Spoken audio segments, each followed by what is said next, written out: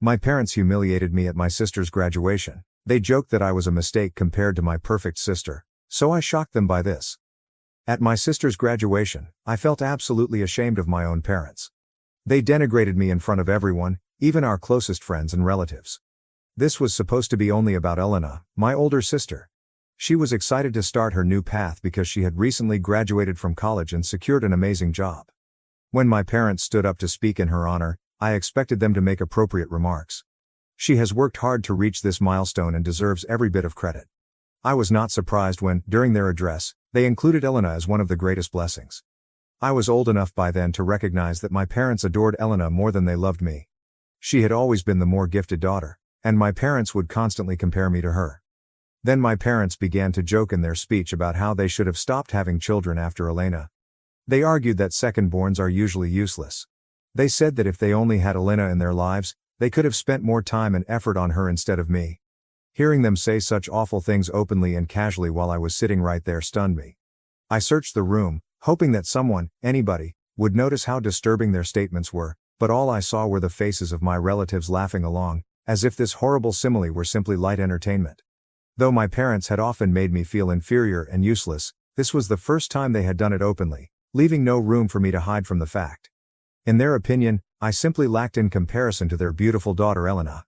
This was not an isolated incident or moment of poor judgment. It reinforced what I had long suspected. I was considered a distant afterglow, whereas my older sister would always be the daughter they adored. Growing up as the second child, I became accustomed to our household's implied preference. It constantly crept into their speech, conduct, and routines.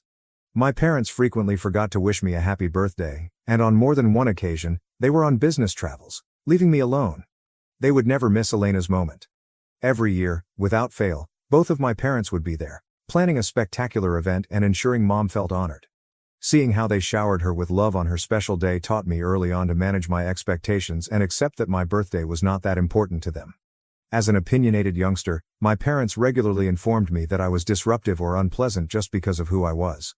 I was labeled problematic because I did not fit the quiet, restrained mold they appeared to like, and I was punished for something as simple as being too chatty or honest in expressing my interests. Elena's calm temperament and introverted tendencies, on the other hand, were constantly lauded. In our family, she was regarded as the ideal daughter, as she was mature and polite. She was thus the one who was displayed and paraded in front of everyone. Over the years, I was the one who received the most criticism. I tried for a while to suit the picture my parents seemed to want. I put in the effort, believing that if I acted better, accomplished more, or followed their plan, they would eventually see me differently. But as I grew older, it became clear that I couldn't simply shape myself into Elena's clone. We were two separate people. I tried so hard, but I couldn't be her. I eventually gave up and attempted to adjust to their constant adulation of her. The way they would brag about her accomplishments to anybody who would listen while dismissing everything I had ever done still hurt terribly. All of those occurrences, as devastating as they were, had at least remained within our household. I was amazed at how casually they exposed everything at the graduation ceremony. All of those incidents, as traumatic as they were, had at least remained within the family. I was astonished by how casually my parents disgraced me during their speech at Elena's graduation. My parents had never embarrassed me in front of others, so they had never shown the rest of the extended family how little respect they had for me. What hurt me even more was that no one in my entire family showed displeasure or told my parents how inappropriate this was. Nobody even glanced sympathetically at me after my parents cracked those jokes at my expense. My parents continued to laud Elena, and their tones conveyed a sense of pride that I had never seen directed at me. Then they brazenly announced that they had bought her a graduation present, a brand new automobile, which she had always wanted to buy. With everyone's attention on Elena, who hugged my parents with love and gratitude, the room erupted in applause, laughter, and clapping. The three of them were really content. I felt like an outsider in my own family. The funny thing is that I've never been envious of Elena. We'd always gotten along well enough, and I believe she deserved whatever good fortune came along. But that speech broke me. The truth is that after that awful speech, I addressed my parents. For years, I had silently endured their favoritism, scorn, and unpleasant words. I took it all in and convinced myself that if I just tried to be strong and calm instead of irritated, things would get better. But that evening, after the speech and their joke in front of everyone, I had reached a breaking point. I was tired of taking everything in and pretending that their comments didn't sting anymore. I thus resolved that I could no longer remain silent. I mustered the courage to speak up, hoping that my parents would see how deeply their acts had hurt me. I wanted them to at least show that they cared enough to listen to me. I wanted them to recognize the misery they had caused over the years and accept the embarrassment I felt at the moment. If I told them how I felt, I figured they'd regret what they said, or at least feel awful about making me appear so little. When I eventually confronted them, I received a cold, scornful response. They paid little attention to my words. Rather than offering sorrow or an apology, they told me I was exaggerating, as if years of being ignored and denigrated could be so easily dismissed. They acted as if I had no right to be furious with them, or as if my feelings did not matter.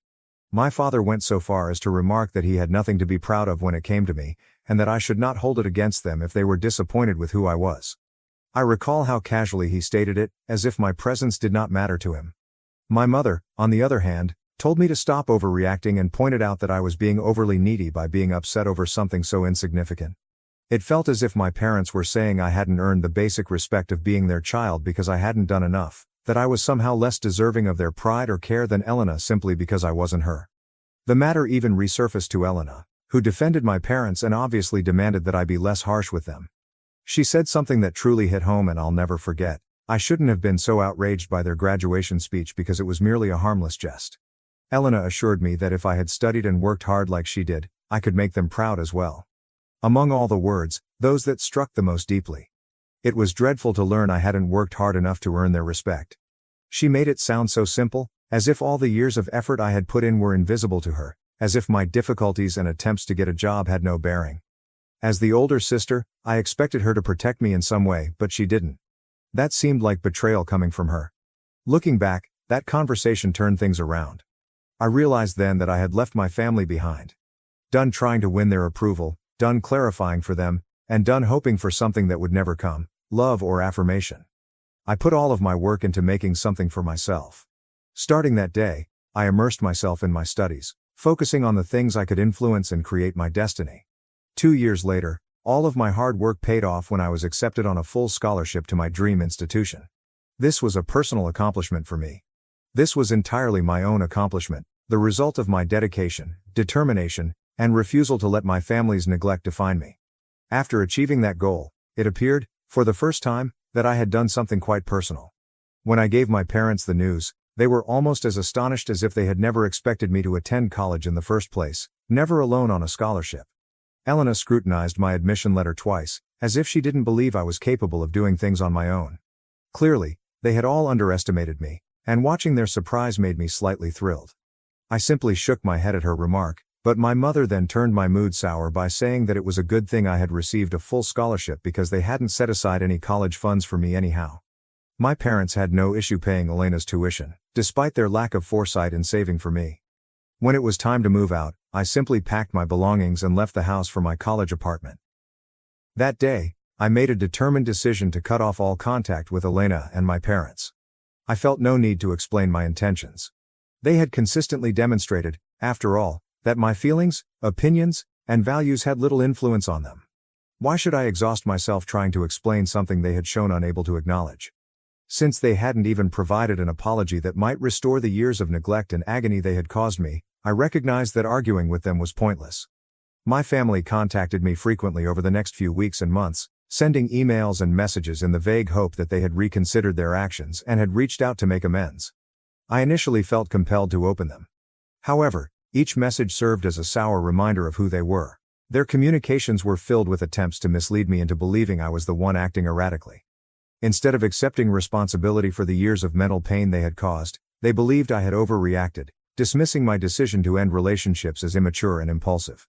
Their statements consistently returned to the underlying truth. I was the one dissolving the family, so I was wrong to cut them off. I never bothered to respond to any of them. So far, my college experience has been quite positive. I've been able to devote my full attention to my studies, hobbies, and, most importantly, connections with people who love and see me for who I am. Working part-time at a neighboring diner has helped me save for the future. Meeting new people in the diner and talking about their life is interesting. I've cut off contact with my family and immersed myself in my studies, social life, and everything my new surroundings have to offer. By filling my days with important events, I haven't missed them or wondered about how they are doing once. Yesterday, I received an unexpected email from my parents. I found it shocking. They stopped writing to me long ago because I had never answered any of their previous communications. My parents encouraged me in this email to contact them soon away since they had some bad news to tell me. Still, I felt my chest tighten. Despite everything, years of hurt and rejection could not erase the constant feeling that something terrible had occurred. My heart started racing, and all I could think about was the possibility that a family member had been seriously ill or, worse, perished. Despite my resolution to keep them at a distance, fear crept in, my heart hammering as I braced myself for whatever news they were about to bring. I grabbed my phone, unblocked them, and called them immediately back. Elena, who was going through a difficult personal situation, was troubled by the news my parents wanted to share with me. They stated that she had been dealing with drug addiction, which had severely impacted her life. They said that her addiction had gotten so bad that she had lost her job, spent her savings, and was now left with no resources or options. I had no idea Elena was going through anything like this, so the news completely surprised me. She has always been my dependable, high-achieving sibling. However, that same sister became addicted to drugs. I found it tough to believe.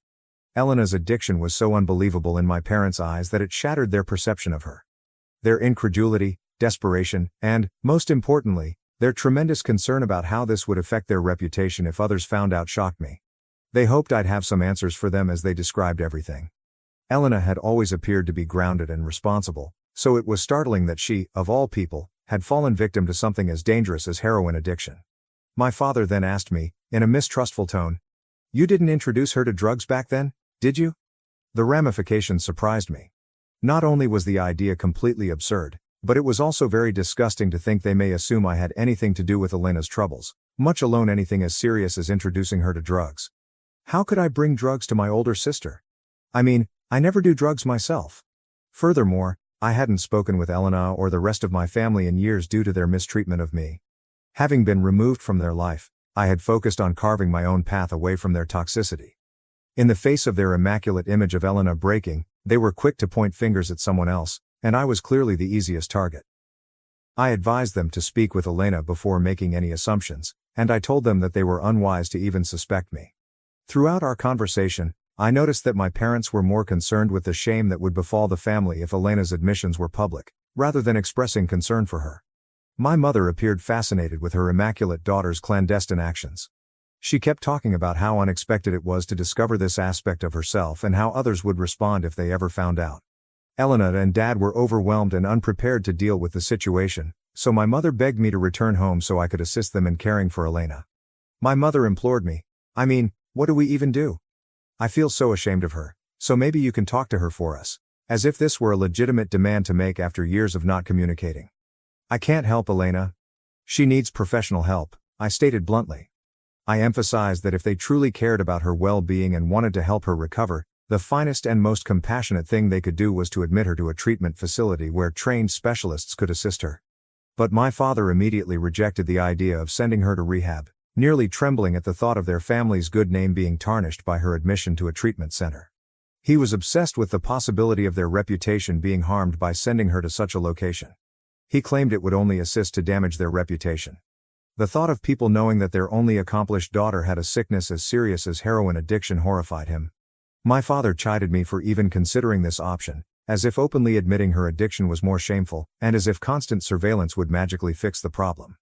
Dad insisted that I return home, and that the three of us work together to care for Elena, putting her under constant observation to prevent a relapse. He kept saying how much they wanted Elena to feel better and get back to her normal life as soon as possible. Their perspective was that everything would return to normal as long as no one else knew. They wanted me to take part in a charade, pretending everything was okay while keeping her issues hidden from everyone else. I got outraged and incredulous as I listened. Why were my parents so concerned with what others thought about them and their reputation? Here was an opportunity for my parents to truly stand up, to demonstrate that they could prioritize their daughter's needs over appearances and transform her life. My sister was plainly suffering from something serious, yet they still struggled to do the proper thing. These people had not altered all that much, obviously. On top of that, they were now attempting to entice me back in, urging me to maintain this family front by assisting them in caring for the sister they frequently likened me to. I claimed I needed some time to think about things. I can't just walk away. After all, I have classes and a job to consider. My parents insisted that I take at least 2 or 3 weeks off to help them because they really needed me right now. About everything, I'm torn. Part of me wants to see what I can do for Elena to make sure she's okay.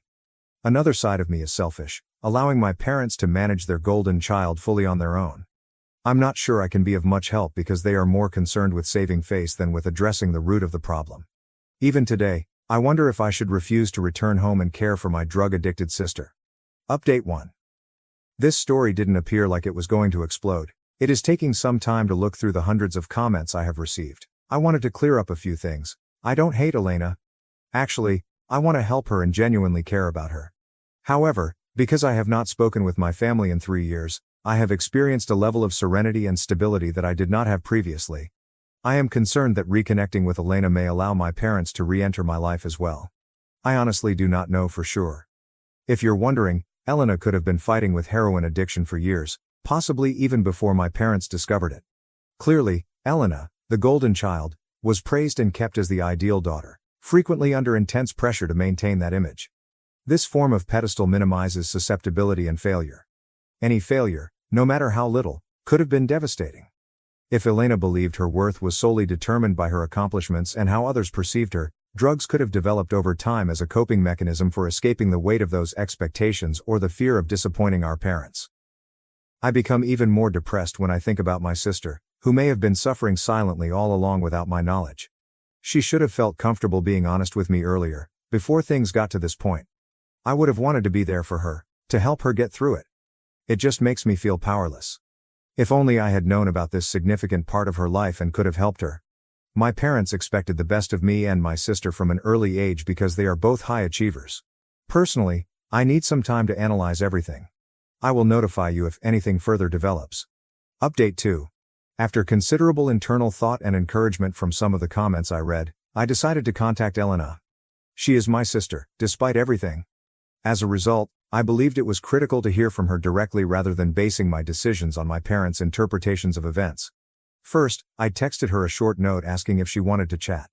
She responded some hours later, but only agreed to a phone call. When I finally spoke with her, the voice on the other end of the telephone seemed like a shadow of the sister I knew. Elena's tone was obviously weighted, softer, and more careful. She slowly revealed what she was going through. Elena stated that she had fought with addiction for several years. It began shortly after college, when she began working for her law business. She struggled to maintain that status at work by continually working harder than others to impress her supervisor in the hopes of receiving more credit or a promotion. She began to feel burned out after being the perfect, highly talented daughter for so long. Elena felt she couldn't stop, slow down, or get treatment because she had to live up to the expectations everyone had for her. When stress got unbearable, a friend recommended using recreational drugs to unwind. Before she knew it, what began as intermittent use had become into reliance. Elena also stated that she felt imprisoned for the longest time. She couldn't tell her parents she was struggling since she knew how they would react. She felt alone due to their obsessive attention to appearances and denial of anything that contradicted their narrative. She maintained the facade, acting as if everything was fine, even as she began to lose control. She couldn't hide the fact any longer, so she spiraled, lost her job, and depleted her savings. She wondered whether I was criticizing her as harshly as she was analyzing herself, and she expressed her embarrassment for even discussing this with me. It hurt my heart to hear her story. I'd never realized that the platform our parents had set her on was a prison rather than a privilege. She had been bearing the suffocating weight of being their golden child, whereas I had been dealing with the pain of being overlooked. Our parents' focus on control and favoritism had harmed each of us in different ways. There was no way I would have judged her. As a result, I expressed my regret that she had not communicated her feelings with me. My only regret is that I was not with her.